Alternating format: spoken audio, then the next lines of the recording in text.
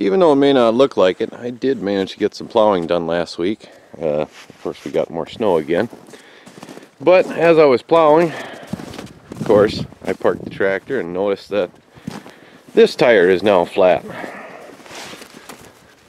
It was the other tire, that one blew out completely, and now this one, I think the valve stem is not too happy. So I got another tire and another tube, so I'll have to get that up, get that off of there, and we'll replace the tire, and then we can kind of clean up this this little bit of mess here. I think I did make it all the way back out there a ways, and then I think it was the next day or whatever, everything melted and then all this turned into slush.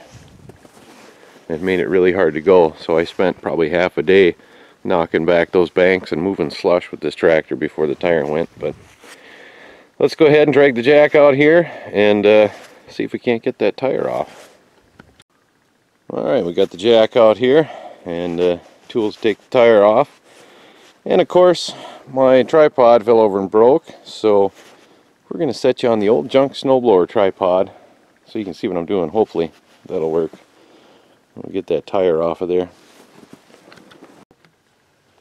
Yeah, you can see a little bit of what I'm doing. Kind of hard to adjust a snowblower. Harder than adjusting a tripod anyway. Let's get that tire off there, if we can.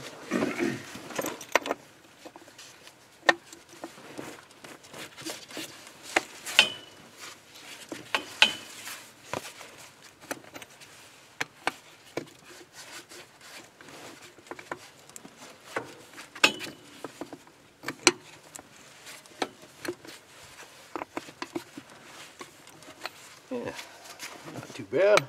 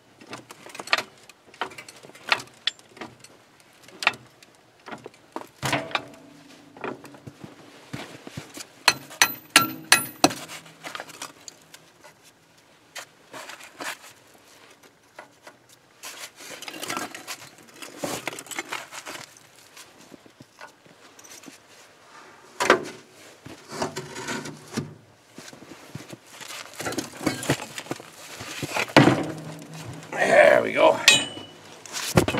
Sweet.